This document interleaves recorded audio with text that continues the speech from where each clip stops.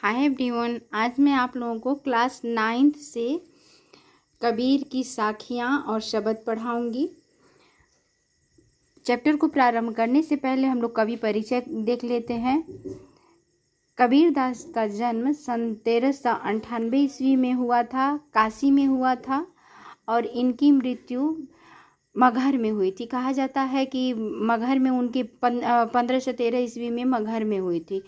कहा जाता है कि मगहर में उन्होंने जानबूझ करके मृत्यु के समय वो मगहर में चले गए, क्योंकि उनका मानना था, लोग कहते हैं कि मगहर में जिनकी मृत्यु होती है वो स्वर्ग को नहीं जाते हैं, नर्क को जाते हैं, लेकिन उनका मानना था कि स्वर्ग और नर्क कुछ नहीं होता है। इसलिए इस भ्रम को मिटाने के लिए वो मृत्यु के समय काशी में थे, लेकिन वो मगहर चले गए। इनकी रचनाओं में 3 इनकी रचनाएं उपलब्ध होती हैं, जो कि कबीर ग्रंथावली में संग्रहित है। इन 3 रचनाओं में साखी, शबद और रामायणी है, जिसमें से साखी और शबद के कुछ अंश आप लोगों को पढ़ने हैं। सबसे पहले हम लोग चैप्टर का परिचय देख लेते हैं, चैप्टर के बारे में देख लेते हैं।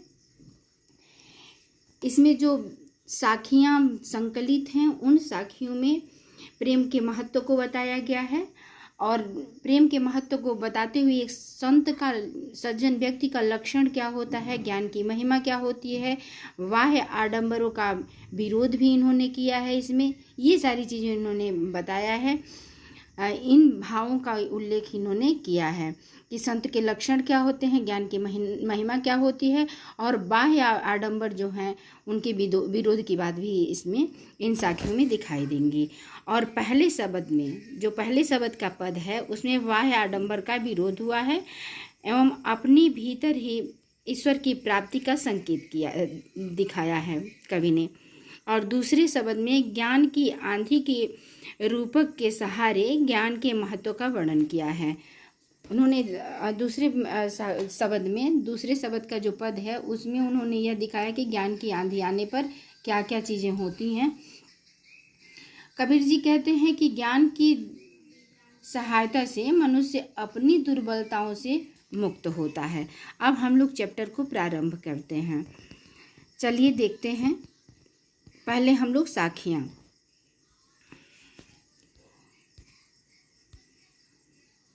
मान सरोवर सुभर जल, हंसा केली कराय, मुक्ता फल मुक्ता चुंगे, अब उड़ी अनत न जाए। सबसे पहले हम लोग देख लेते हैं मानसरोवर एक तालाब होता है। सुभर का मतलब स्वच्छ, जल का मतलब पानी, हंसा का मतलब हंस, केली का मतलब क्रीड़ा, कराई का मतलब करता है। तो यहाँ शाब्दिक अर्थ तो होगा कि मानसरोवर के स्वच्छ जल में हंस क्रीड़ा करता है, लेकिन कबीर इन शब्दों के माध्यम से, इस पद के माध्यम से हमारे सामने यह बताना चाहते हैं कि हृदय रूपी मानसरोवर के स्वच्छ जल में, स्वच्छ हृदय रूपी मानसरोवर के जल में हंस, आत्मा रूपी हंस क्रीड़ा कर रहा है। एक बार फिर देख लीजिए। हृदय रूपी मानसरोवर के स्वच्छ जल में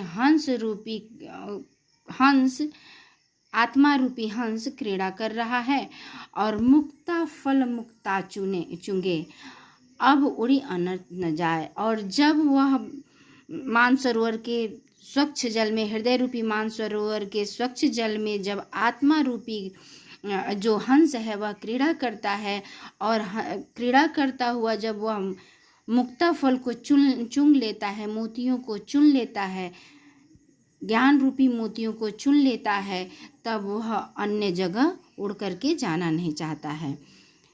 फिर एक बार देख लेते हैं कि हृदय रूपी मानसरोवर सुभर जल, हृदय रूपी मानसरोवर के स्वच्छ जल में आत्मा रूपी हंस क्रीड़ा कर रहा है, और जब वह ज्ञान रूपी मोती को चुन लेता है तो अन्यंत्र उड़ करके नहीं जाना चाहता है। अब आगे वाली पंक्तियों को हम लोग देख लेते हैं। प्रेमी ढूंढत मैं फिरो, प्रेमी मिले न कोई, प्रेमी को प्रेमी मिले, सब विष अमृत होय।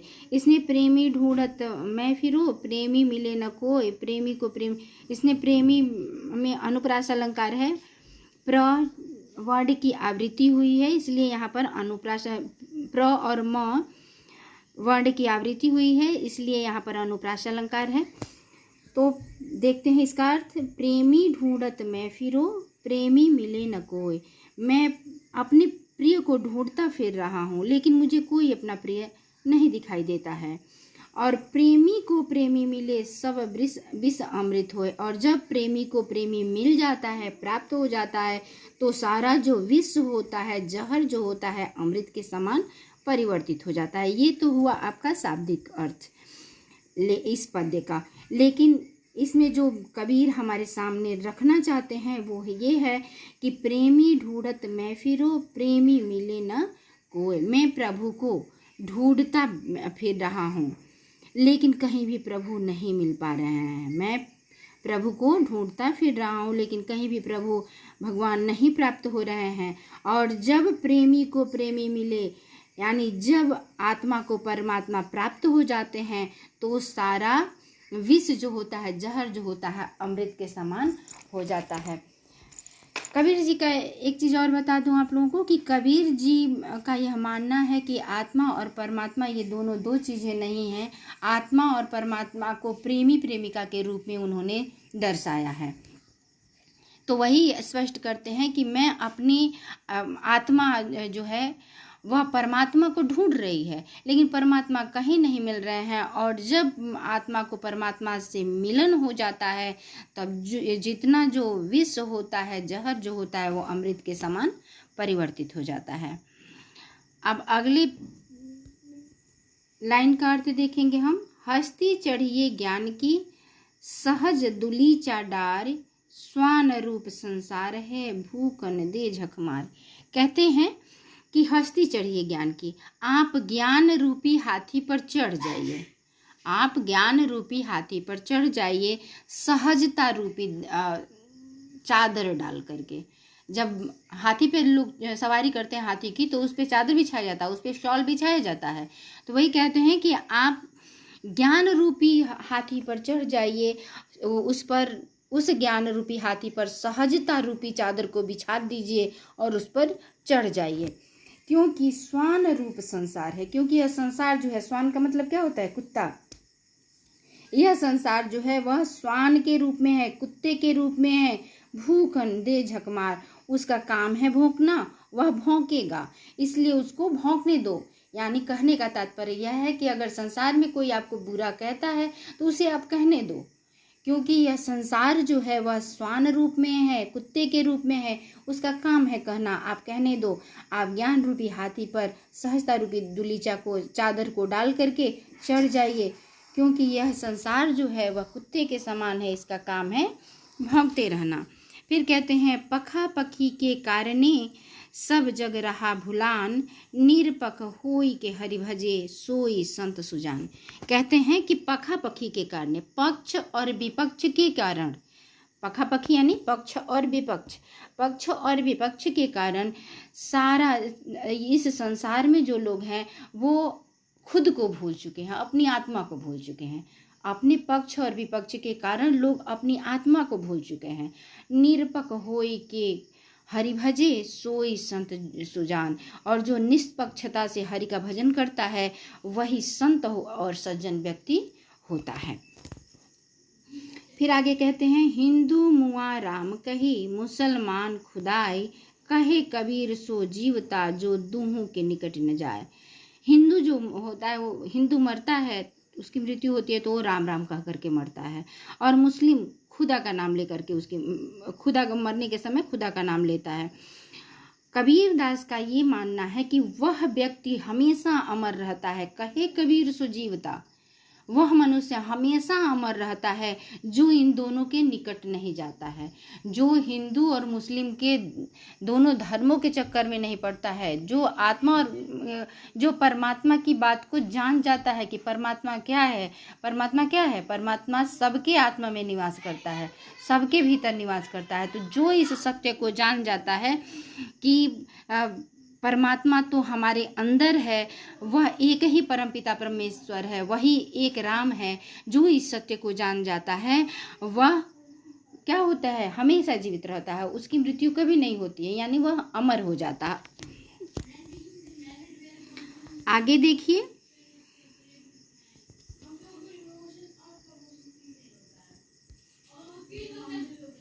काबा फिर काशी भया, राम ही भया रहीम, मूठ चून मैदा भया, बैठे कबीरा जीम। कहते हैं काबा फिर काशी भया। अगर काबा जो है मुस्लिमों का तीर्थ स्थल जो है वह, अगर काबा और काशी में कोई अंतर अगर नहीं होता है, अगर आप काबा और काशी में कोई अंतर नहीं करते हैं और राम और रहीम में भी कोई अंतर नहीं कहते हैं, तो ऐसा मान लीजिए कि अगर आप इस अंतर को ख़त्म कर देते हैं, काबा और काशी, जो कि काशी हिंदुओं का तीर्थ स्थल है और काबा मुस्लिमों का, तो अगर ये काबा और काशी के अंतर को भूल जाते हैं और राम और रहीम के अंतर को आप भूल जाते हैं, इन दोनों को एक मान लेते हैं, तो मूठ चून मैदा भया। तो आटा जो होता है, आटा कैसा होता है, थोड़ा दरदरा होता है जिससे रोटी बनती है, लेकिन मैदा जो होता है एकदम पतला होता है। तो वही कहते हैं, अगर ऐसा होता है कि आप काबा और काशी दोनों के भेद को ख़त्म कर दिया जाता है, राम और रहीम के भेद को ख़त्म कर दिया जाता है, तो वह आटा मैदा बन जाता है। मैदा कैसा होता है, एकदम पतला होता है, सॉफ्ट होता है। तो वो वही कहते हैं कि आटा जो है वह मैदे के रूप में परिवर्तित हो जाता है। और तब कबीरा जी, और तब कबीरदास जी बैठ करके अपना भोजन करेंगे। फिर कहते हैं, ऊंचे कुल क्या जनमिया, जे करनी ऊंच न होय, सुवर्ण कलश सुरा भरा, साधु निंदा सोय। कहते हैं कि ऊंचे कुल क्या जन्मिया, ऊंचे कुल में जन्म ले करके आपने क्या किया, ऊंचे कुल में जन्म ले करके आपने क्या किया, जे करनी ऊंच न होय, जे आपकी करनी, आपका जो कार्य है वह ऊंच कोटि का नहीं है। अगर आपका कार्य ऊंच कोटि का नहीं है तो आप ऊंचे कुल में जन्म करके कुछ नहीं कर पाएंगे। फिर कहते हैं, उसी प्रकार से जिस प्रकार से सुवर्ण कलश सुरा भरा, अगर सोने के कलश में मदिरा भरा हो, मदिरा का मतलब क्या होता है, सुरा का मतलब शराब, मदिरा, अगर सोने के कलश में अगर शराब भरा हो तो साधु निंदा सोए, तो सज्जन व्यक्ति उसकी निंदा ही करते हैं। एक बार फिर देख लेते हैं कि ऊंचे कुल में जन्म लेने से कुछ नहीं होता है अगर हमारा कर्तव्य ऊंचा नहीं होता है, क्योंकि सोने के कलश में अगर मदिरा भरी हुई है तो सज्जन व्यक्ति के द्वारा वह निंदनीय ही होता है, सज्जन व्यक्ति उसकी निंदा ही करते हैं। अब हम लोग शब्द के पहले पद को देखेंगे। चलिए देखते हैं। मुँह को कहाँ ढूंढे बंदे, मैं तो तेरे पास में, ना मैं देवल ना मैं मस्जिद ना काबे कैलाश में। कहते हैं, हे बंदे, हे मनुष्य, तुम मुझको कहाँ कहाँ ढूंढ रहा है, मैं तो तुम्हारे पास ही में हूँ, मैं कहीं नहीं हूँ, मैं तुम्हारे पास में हूँ। ना मैं देवल, देवल का मतलब मंदिर, ना मैं देवल में नहीं हूँ, मंदिर में नहीं हूँ, ना मैं मस्जिद, ना ही मैं मस्जिद में हूँ, और ना ही काबे में हूँ, और ना ही कैलाश में हूँ। काबा मैंने बताया कि ये मुस्लिमों का तीर्थ स्थल है, और कैलाश जहाँ की शिव जी का निवास होता है। ना मैं काबे में हूँ और ना ही मैं कैलाश में हूँ, तो मुझको कहाँ कहाँ ढूंढता है। ना तो कौन क्रिया कर्म में, ना ही योग वैराग में, ना ही मैं तुम्हारे किसी क्रिया कर्म में हूँ और ना ही मैं योग वैराग्य में हूँ। क्रिया कर्म यानी हम धर्म कर्म कांड करते हैं, तीर्थाटन करते हैं, पूजा के पहले हम जब तक पूजा नहीं करते हैं तब तक हम लोग, जब तक स्नान नहीं करते हैं तब तक हम लोग खाना नहीं खाते हैं, क्योंकि हम स्नान करेंगे फिर पूजा करेंगे फिर खाना। तो वही कहते हैं कि मैं किसी भी क्रिया कर्म में नहीं हूँ। प्रभु कहते हैं, भगवान कहते हैं कि मैं तुम्हारे किसी भी क्रिया कर्म में नहीं हूँ, और ना ही मैं योग में हूँ और ना ही मैं वैराग्य में हूँ। खोजी होए तो तुरते मिली हैं। अगर तुम ढूंढना मुझे चाहते हो तो मैं तुरंत ही तुम्हें प्राप्त हो जाऊंगा। अगर तुम मुझे सचमुच ढूंढना चाहते हो, खोजी होए तो तुरते मिली हैं, अगर तुम मुझे खोजना चाहते हो तो मैं तुरंत ही तुम्हें मिल जाऊंगा। पल भर के तलाश में, एक पल के तलाश में मैं मिल जाऊंगा, क्योंकि तुमसे दूर नहीं हूँ, मैं तुम्हारे पास हूँ। अगर तुम एक ढूंढते हो मुझे तो मैं एक पल में तुम्हें प्राप्त हो जाऊंगा। कहे कबीर सुनो भाई साधो, सब श्वासों के श्वास में। कबीर जी कहते हैं कि हे साधु व्यक्ति, हे सज्जन व्यक्ति, सुनो, प्रभु सबके सांसों के श्वास में हैं, सबकी आत्मा में प्रभु का निवास है। कबीर जी कहते हैं कि प्रभु कहते हैं कि हे मनुष्य, मैं सबके सांसों में विराजमान हूँ। तो तुम निरर्थक योग वैराग करते हो, कर्मकांड करते हो, मैं सबके पास हूँ, अगर एक पल में तुम ढूंढोगे तो मैं तुम्हें प्राप्त हो जाऊंगा। तो ये भी पद हम लोगों का समाप्त हो गया शब्द का। और दूसरा पद हम लोग देखेंगे जो कि कुछ टफ है, इसको ध्यान से सुनिएगा आप लोग। संतो भाई आई ज्ञान की आंधी रे, ज्ञान की आंधी रे, भ्रम की टाटी सबे उड़ानी, माया रही न बांधी रे। कहते हैं कि संतो भाई, हे सज्जन व्यक्ति, जब ज्ञान की आंधी आती है तो भ्रम रूपी टाट जो होता है वह उड़ जाता है। छप्पर का घर आप लोगों ने देखा होगा, छप्पर के घर में टाट बंधी होती है, टाट बंधी होती है। तो कहते हैं कि जिस तरह से आंधी आती है तो टाट जो बंधी होती है वो उड़ जाती है, उसी तरह से जब ज्ञान की आंधी आती है तो भ्रम रूपी जो टाट होता है वो सारी उड़ जाती है। और तब जब भ्रम रूपी टाट उड़ जाती है तो माया रहे न बांधी रे, तो जो टाट बनाया जाता है तो जो रस्सी होती है उससे बांध बांध के बनाया जाता है, बांस का वो होता है उसमें बांध बांध के बनाया जाता है।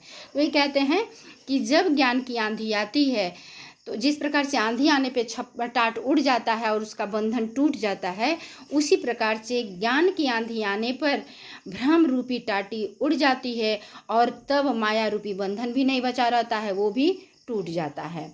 और तब हित चित्त की दो थुन्नी गिरौनी, मोह बलिंडा टूटा। और तब चित्त रूपी जो चंचल चित्त रूपी जो दो थुनियाँ लगी होती हैं, वो छप्पर खड़ा किया जाता है तो दोनों तरफ मोटा मोटा खंबा लगाया जाता है, पिलर लगाया जाता है।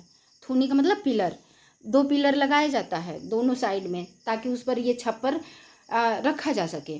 तो वही कहते हैं कि हित ये चित्त रूपी जो दो थुनियाँ लगी हुई थी उसको छप्पर को लगाने के लिए, वो थुनियाँ भी गिर जाती हैं। और मोह बलिंडा टूटा, और मोह रूपी बलिंडा भी टूट जाता है। जब थुनियाँ गिर जाती हैं तब ऊपर जो मोटा सा एक पिलर लगा हुआ होता है उसको बलिंडा कहते हैं। छप्पर को ऊपर से लगाने के लिए ऊपर एक मोटा सा लकड़ी का बलिंडा लगा हुआ होता है, उसको हम कहते हैं बलिंडा, लकड़ी लगा हुआ होता है मोटा सा, उसको बलिंडा कहते हैं। तो वही कहते हैं कि मोह रूपी बलिंडा भी क्या होता है, टूट जाता है। जब दोनों थुनियाँ गिर जाती हैं तो मोह रूपी बलिंडा भी नहीं बचता, वो भी टूट जाता है। फिर कहते हैं तृष्णा छान परे घर ऊपर, कुबुद्धि का भांडा फूटा। और जब तृष्णा रूपी छान ऊपर से जो पड़ी हुई थी, जो ऊपर से तृष्णा रूपी छान को डाला गया था वह भी गिर जाता है। और तब कुबुद्ध रूपी जो भांडा होता है, भांडा का मतलब पात्र, मिट्टी का बना हुआ एक पात्र होता है, उसी को कहते हैं कि कुबुद्ध रूपी जो भांडा होता है, पात्र जो होता है, वो फूट जाता है। फिर तब कहते हैं जोग जुगत करी संतो बांधो, नीरज चुए न पाड़ी। और तब युग युगति करके, यानी अथक प्रयास करके, तरह तरह की युक्तियां लगा करके, युगति का मतलब युक्ति, युक्तियां लगा करके संतों के द्वारा उसे बांधा जाता है। और जब संतों के द्वारा उसे युक्तियां लगा करके बांधा जाता है तो बिल्कुल उसमें से पानी नहीं टपकता है। जब ज्ञान की आंधी आने पर इतना सारा नुकसान हो जाता है, टूट जाता है, सारा मोह रूपी बलिंडा टूट जाता है, तृष्णा रूपी छानी उड़ जाती है, कुबुद्धि का भांडा फूट जाता है, तब संत लोग युक्तियां लगाते हैं और जब छप्पर को छान को बांध देते हैं तो बिल्कुल ही पानी उसमें से नहीं चूता है। फिर कहते हैं कूड़ कपट काया का निकस्या, हरि की गति जब जाने। और जब हरि की, प्रभु की गति यानी प्रभु के अस्तित्व को हम जान लेते हैं तो जो भीतर का, हमारे भीतर का जो कपट होता है वह बाहर निकल जाता है। और तब आंधी पीछे जो जल बूढ़ा, प्रेम हरिजन भीना। और तब आंधी के बाद, जिस तरह से जब आंधी आती है तो आंधी के बाद बरसात होती है, उसी प्रकार जब ज्ञान की आंधी आती है तो हरि का के मर्म का पता चलता है, और हरि का मर्म का पता चलता है तो प्रेम रूपी बरसात होती है। जिस तरह से आंधी आती है तो प्रेम रूपी बरसात होती है, आंधी आने के बाद बरसात होती है, उसी प्रकार ज्ञान रूपी आंधी आने पर प्रेम रूपी बरसात होती है। और तब चारों तरफ प्रेम ही प्रेम भर जाता है। और तब कहे कबीर भान के प्रकटे, उदित भया तम खीना। और तब प्रेम रूपी जल के बरसात होने से चारों तरफ पवित्रता का माहौल हो जाता है। और कबीर दास जी कहते हैं कि भान के प्रकटे, भान का मतलब सूर्य, कबीर जी कहते हैं तब सूर्य उदय होने पर, सूर्य के प्रकट होने पर उदित भया तम खीना, और तब सूर्य के प्रकट होने पर चारों तरफ जो अंधकार छाया हुआ था वह अंधकार दूर हो जाता है। उम्मीद है यह चैप्टर आप लोगों को पूरी तरह से समझ में आ गया होगा। अगर कहीं भी कोई दिक्कत होता है तो आप लोग फिर से कमेंट करके मुझसे पूछ सकते हैं। जो भी दिक्कत होगा आप लोग कमेंट करके पूछेंगे तो मैं यथासंभव आप लोगों की परेशानियों को दूर करने की कोशिश करूँगी। धन्यवाद।